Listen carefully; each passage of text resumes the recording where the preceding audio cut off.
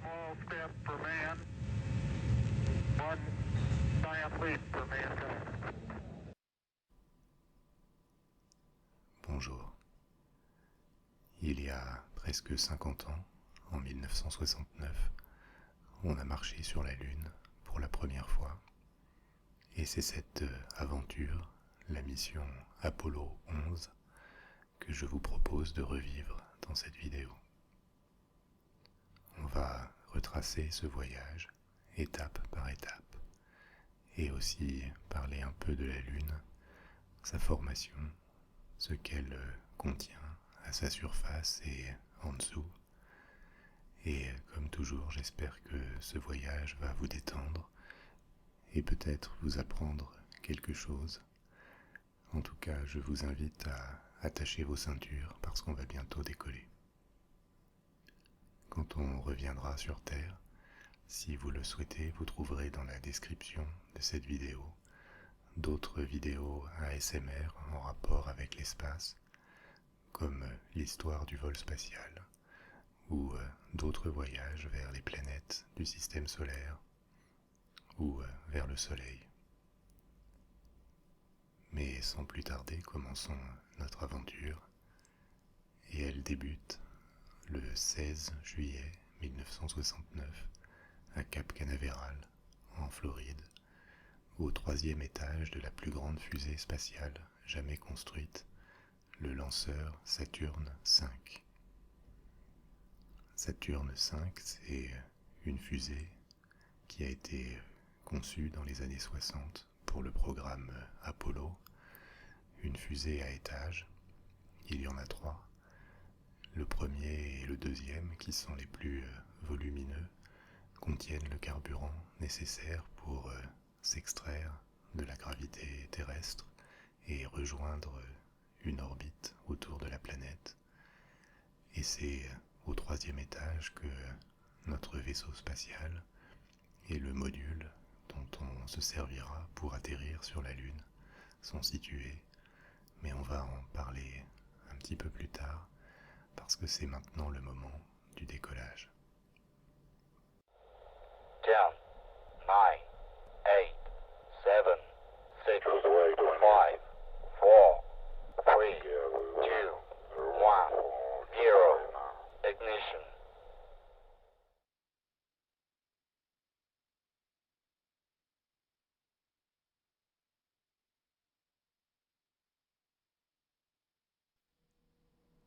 Voilà une autre vue du décollage, prise en hauteur sur la rampe de lancement.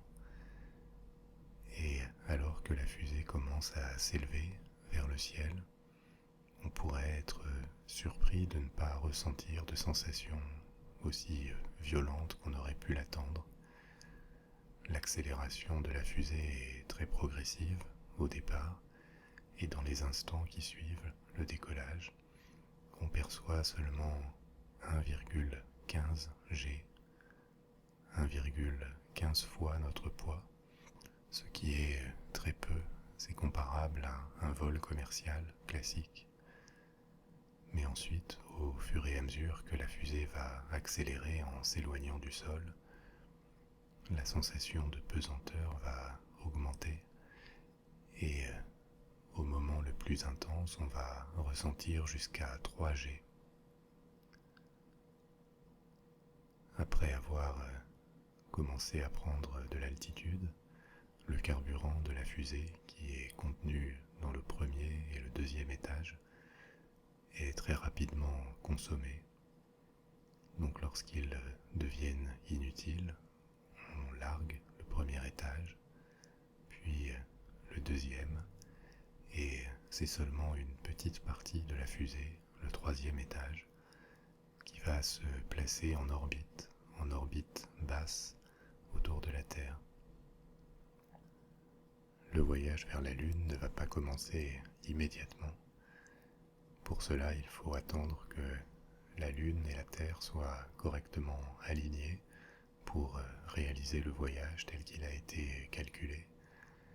Et donc on va attendre pendant un peu plus de 2 heures le temps de faire 1 fois et demie le tour de la Terre et de voir toute sa surface défiler sous nos yeux avant de prendre le cap vers la Lune. Comme on a 2 heures et demie devant nous, je vais pouvoir vous parler un peu plus de notre vaisseau spatial. Contenu dans le 3e étage de la fusée pour le moment, nous avons 2 véhicules qui vont nous servir. Le premier, c'est notre vaisseau spatial, le module de service et de commande Apollo, qui a été créé pour le programme Apollo, dont l'objectif est justement d'aller sur la Lune. Le deuxième, c'est le module lunaire qui s'appelle Eagle et qui nous servira plus tard à atterrir et repartir de la surface de la Lune. Notre vaisseau spatial, le module de service et de commande, a un poids d'une 30aine de tonnes, dont les 2/3 simplement sont le moteur et le carburant nécessaires pour aller sur la Lune. C'est l'essentiel du module de service.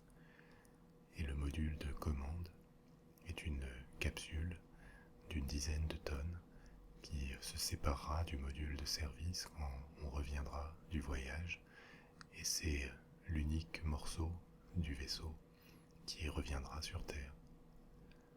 À l'origine, la fusée Saturne faisait presque 3000 tonnes, et seulement 10 tonnes, cette capsule, reviendront à l'issue du voyage. Le deuxième véhicule dont on dispose, c'est ce module lunaire dont on parlera un peu plus tard. Et pour le moment, les 2 véhicules sont séparés l'un de l'autre. Ils attendent d'être rassemblés pour entreprendre le voyage. Et justement, les 2 heures et demie ont passé. Il est maintenant temps de commencer le voyage vers la Lune. Donc on rallume les moteurs quelques minutes du 3e étage de la fusée pour prendre la trajectoire qui a été prévue. Et quelques minutes plus tard, le module de service et de commande opère une rotation. Il se retourne et il va s'arrimer au module lunaire. Lorsque les 2 modules sont connectés, il est possible de passer de l'un à l'autre par un sas, et c'est dans cet espace que nous allons réaliser le voyage vers la Lune. On allume maintenant le moteur du vaisseau Apollo, du module de service, pour entreprendre le voyage, et nous voilà, grâce à la poussée fournie par le moteur, déjà partis vers la Lune. Ce voyage va durer 3 jours, et ces 3 jours, on va les mettre à profit pour parler un peu de la Lune, justement, avant d'arriver. Une première chose remarquable, c'est que, comparativement à la taille de la Terre, la Lune est un très gros satellite naturel, proportionnellement le plus gros du système solaire. D'autres planètes ont des satellites. Jupiter, par exemple, en a beaucoup, mais aucune n'a de satellite qui soit aussi volumineux comparé à sa propre taille. Cette différence avec les autres satellites du système solaire vient de l'histoire de la Lune. On a longtemps pensé que la Lune était un corps qui avait été capturé par la gravité de la Terre et mis en orbite autour d'elle. C'est probablement ce qui s'est produit dans la plupart des satellites naturels du système solaire. Mais on a découvert, et c'est aujourd'hui la théorie consensuelle dans le monde scientifique, que la Lune avait une histoire bien différente de la plupart des satellites naturels du système solaire. J'en ai déjà parlé dans la vidéo sur la naissance de la Terre, le lien est dans la description, mais la création de la Lune résulte très probablement d'une collision entre la Terre et un autre corps céleste qu'on appelle Theia, qui est apparu avec le système solaire il y a plus de 4 milliards d'années. Et alors que le système solaire était encore très jeune et en formation, quelques millions d'années plus tard, ce corps, Theia, qui était sur une orbite autour du Soleil comparable à la Terre, est entré en collision avec elle. Les deux planètes se sont fondues l'une dans l'autre, donnant véritablement naissance à notre Terre, et une quantité importante de débris a été projetée à la périphérie. Ces débris se sont agrégés et ont formé la Lune, qui, par la quantité de débris générés par la collision, est devenue un satellite de grande taille. Au départ, elle était donc, tout comme la Terre, une boule de roche encore liquide en fusion qui flottait dans l'espace, et peu à peu cette boule de roche s'est refroidie. Donc la structure interne de la Lune peut rappeler celle de la Terre. Il y a une croûte lunaire et très probablement au centre de la Lune un noyau de taille très petite en comparaison avec la Terre, parce que la Lune étant nettement plus petite que la Terre, elle s'est refroidie plus rapidement. La croûte est donc très épaisse, elle peut faire jusqu'à une centaine de kilomètres, et ce degré de refroidissement implique qu'il n'y a plus d'activité volcanique sur la Lune. Il n'y a aucun volcan, il n'y a pas de tectonique des plaques comme sur la Terre. Mais même si elle est entièrement sèche à sa surface, il n'y a pas d'eau liquide et, on le verra après, très peu d'atmosphère. La Lune a tout de même une géographie formée par son histoire et notamment par les nombreuses collisions avec des astéroïdes, des météorites qui ont frappé sa surface. Comme elle n'a pas une atmosphère comme la Terre qui brûle, détruit la plupart des météorites qui rentrent dans son atmosphère, le sol de la Lune est marqué par de nombreux cratères qui résultent de ces collisions. La surface de la Lune présente, notamment sur la face qu'elle montre à la Terre, beaucoup de cratères, de taches, et ce sont ces taches, ces reliefs apparents que les anciens ont appelés les mers de la Lune. Et c'est justement dans l'une d'elles, la mer de la tranquillité, qu'on atterrira un peu plus tard. Une autre chose remarquable, c'est que la Lune présente toujours la même face à la Terre, ou quasiment. Et donc il y a une face occultée, qu'on appelle parfois le côté obscur ou la face cachée de la Lune. Et comme vous le savez, l'apparence de la Lune sur Terre change au cours du cycle lunaire, alors que la Lune tourne autour de la Terre. La Lune peut être soit très grande lors de la pleine Lune, soit être réduite à un croissant, et ces variations dans l'apparence de la Lune résultent de son éclairage par le Soleil par rapport à la position qu'elle occupe autour de la Terre. La Lune a aussi un impact considérable sur la vie sur Terre. Elle est responsable pour l'essentiel du phénomène des marées. On croit parfois que c'est la Lune qui attire l'eau des océans et provoque les marées. En fait, ce phénomène est très marginal. Ce qui les explique principalement, c'est que la gravité exercée par la Lune déforme très légèrement la forme de la Terre, et c'est ces déformations de la Terre qui provoquent cette perception d'une eau cycles réguliers. Certaines espèces aussi semblent être sensibles au cycle lunaire et ont adapté leur rythme biologique à ce cycle. Et au-delà de ça, la Lune a un grand impact sur les hommes. Depuis les civilisations les plus anciennes, on en a fait une divinité en lui associant un dieu ou une déesse, souvent presque sur un pied d'égalité avec le soleil. On lui prête également souvent une influence ésotérique. Par une coïncidence, il se trouve que la Lune, pendant la nuit, quand elle est pleine, et le Soleil, pendant la journée, ont quasiment la même taille. Et donc il était assez évident, même si en réalité le Soleil est infiniment plus grand que la Lune, mais aussi infiniment plus loin, et donc il apparaît d'une taille similaire. Il était donc logique que les hommes établissent cette correspondance entre les deux astres les plus visibles dans le ciel de la Terre.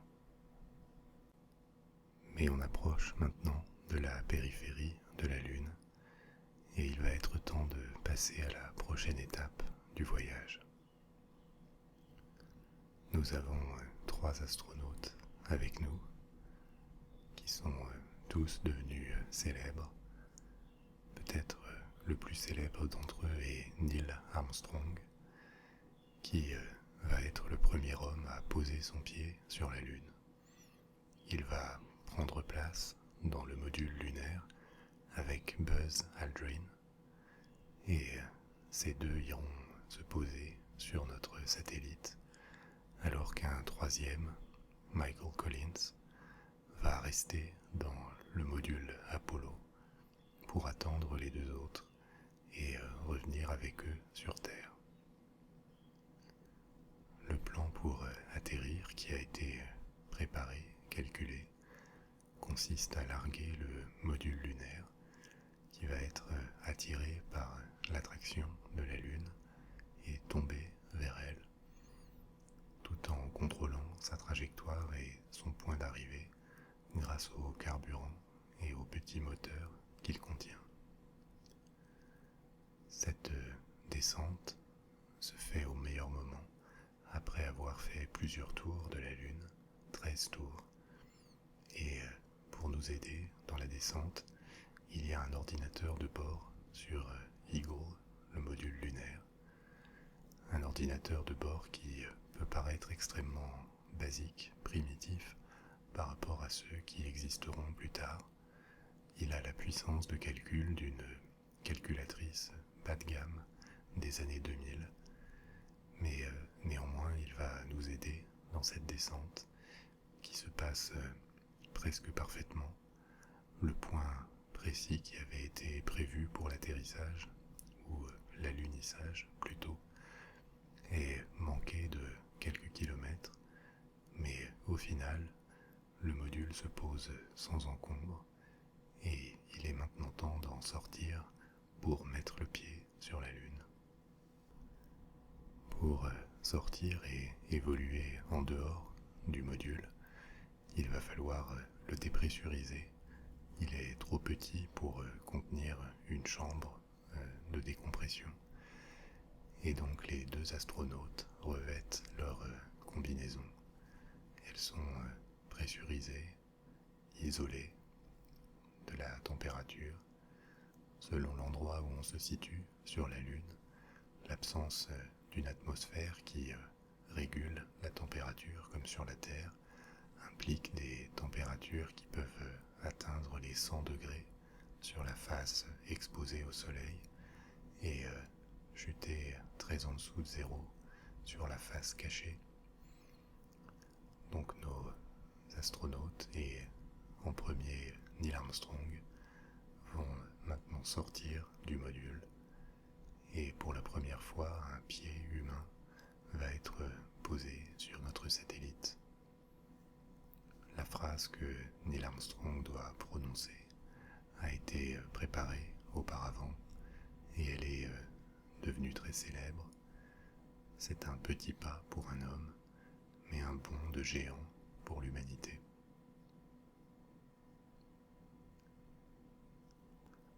On ne dispose que d'un peu plus de 2 heures d'autonomie en dehors du module pour récolter les échantillons de roches et de poussière qui doivent être ramenés à l'issue de la mission. Également pour immortaliser cette scène avec des photos. Une caméra est installée. Jamais des hommes ne sont allés si loin dans l'espace, et en même temps, ils ne sont pas vraiment seuls. Il y a des centaines de millions de personnes sur Terre qui suivent cet exploit, presque en temps réel. Et évidemment pour les États-Unis, qui sont en pleine guerre froide avec l'URSS, c'est une victoire technologique et diplomatique, puisqu'ils étaient en retard dans la conquête spatiale dans les années 50, et ils ont fait plus que rattraper ce retard en étant les premiers à réussir cet exploit. Because of what you have done, the heavens have become a part of man's world.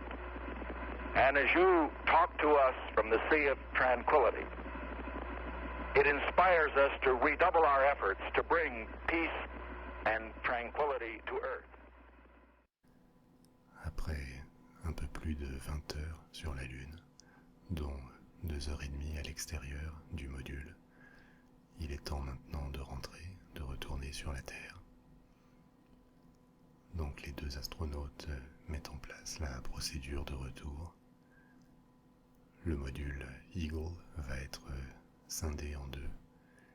Une plateforme qui va rester sur la Lune et la cabine de pilotage qui va décoller pour rejoindre le vaisseau Apollo en orbite autour de la Lune. Cette manœuvre se passe sans encombre. La cabine s'élève en laissant le sol lunaire derrière elle. Ce qu'il reste du module lunaire est arrimé à nouveau au vaisseau Apollo qui s'oriente vers la Terre et prépare le retour. À nouveau, 3 jours vont s'écouler sans problème, et à l'arrivée de la périphérie de la Terre, il reste seulement à rentrer dans l'atmosphère.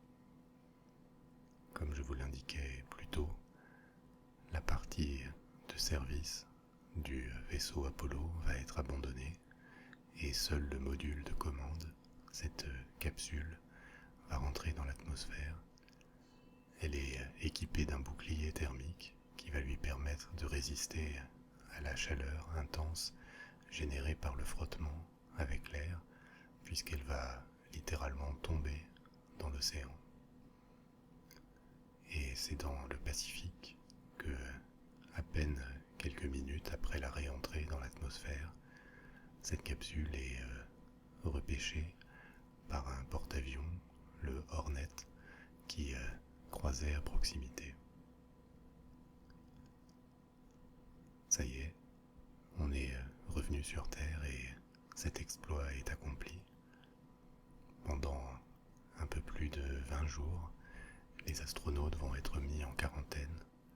On sait maintenant qu'il n'y a aucune forme de vie bactérienne ou microbienne qui puisse être dangereuse pour l'homme sur la Lune, mais par sécurité, on a préféré à l'époque les isoler pour vérifier qu'ils ne développaient aucune maladie ni aucun trouble éventuellement contagieux qui aurait pu être contracté pendant ce voyage. Et au bout de 3 semaines, les noms de Neil Armstrong, Buzz Aldrin et Michael Collins rentrent définitivement dans l'histoire. J'espère, comme toujours, que cette histoire vous a plu et on se retrouvera bientôt pour une nouvelle vidéo. Au revoir.